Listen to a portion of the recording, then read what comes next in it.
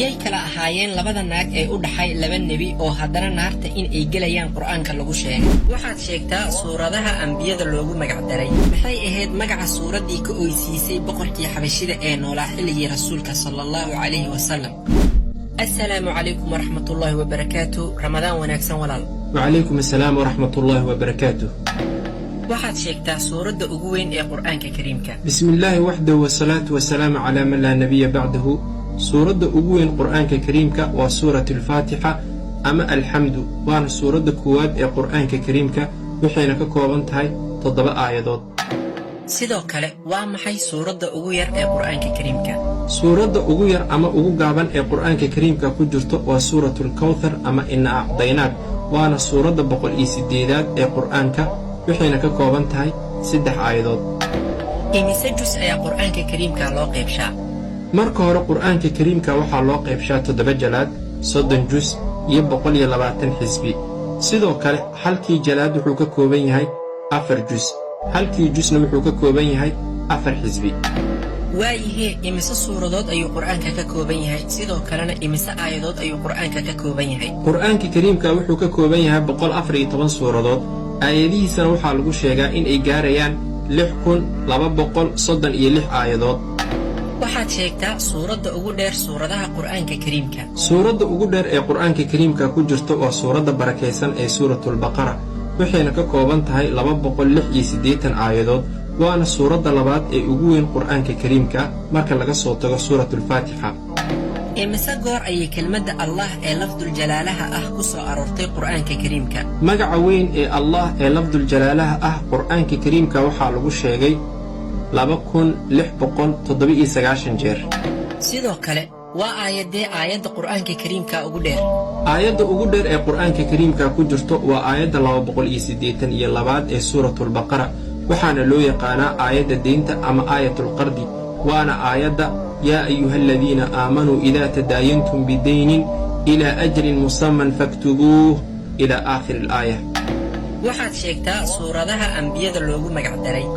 qur'aanka kariimka 6 suuradood ayaa ambiyada magacyadooda wata waxayna kala yihiin suuratu yuunus, suuratu huud, suuratu yuusuf, suuratu ibraahiim, suuratu muxamed iyo suuratu nuux calayhim asalaatu wasalaam.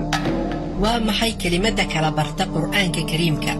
kelimadda qur'aanka kariimka kala barku ah waxay ku jirtaa suuradda 18aad ee suuratulkaafi aayaddeeda 19aad waana kelmadda walyataladaf. weliba xarafka ta'da ah ayaa si toosa u kala bara qur'aanka kariimka. waayihee imise suuradood ayaa ku bilaabanta alxamdulilaah? qur'aanka kariimka 5 suuradood ayaa ku bilaabata kelmadda alxamdulilah waxayna kala yihiin suuratulfaatixa, suuratulancaam, suuratulkahfi, suuratussaba iyo suuratulfaadir. maxay ahayd magaca suuraddii ka oysiisay boqorkii xabashida ee noolaa xilligii rasuulka sallallahu alayhi wasallam? suuraddii ooyinta ka keentay markii uu dhegaystay boqorkii xabashida ee noolaa xilligii rasuulka sallallahu calayhi wasallam waxay ahayd suuratulmaryama. waxaana la sheegaa boqorkaas inuu dib ka islaamay kadibna nebiga sallallahu calayhi wasallam uu u dukaday janaaso qaa'ib ah. wallaahu aclam. waa tee suuradda lagu sheego in ay tahay qalbiga ama wadnaha qur'aanka? suuradda lagu sheego in ay tahay qalbiga qur'aanka waa suuratu yaasiin waana suuradda 36aad ee qur'aanka waxayna ka kooban tahay 83 aayadood. waxaad sheegtaa 4 webi ee ugu waaweyn ee jannada dhex mara.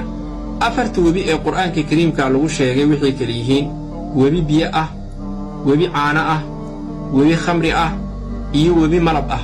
waxaana lagu sheegay suuradda 74aad ee suuratu muxamed aayaddeeda 15aad taasoo ah مثل الجنة التي وعد المتقون فيها أنهار من ماء غير آسن وأنهار من لبن لم يتغير طعمه وأنهار من خمر لذة للشاربين وأنهار من عسل مصفى إلى آخر الآية. sidoo kale waxaad sheegtaa aayadda ugu gaaban qur'aanka kariimka. aayadda ugu yar qur'aanka kariimka waa aayadda 22aad ee suuratulmudathir taasoo ah ثuma nadara.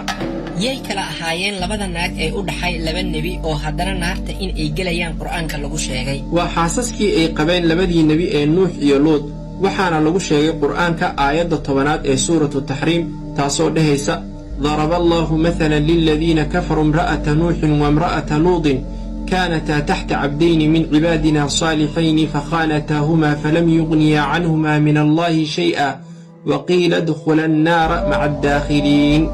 waa kuwee labada suuradood ee lagu dhex sheegay dagaalkii Badar? waa suuradaha kala ah aali cimraan iyo anfaal. waxaad sheegtaa suurad qur'aanka ka mid ah oo ku dhamaata laba nebi magacyadood.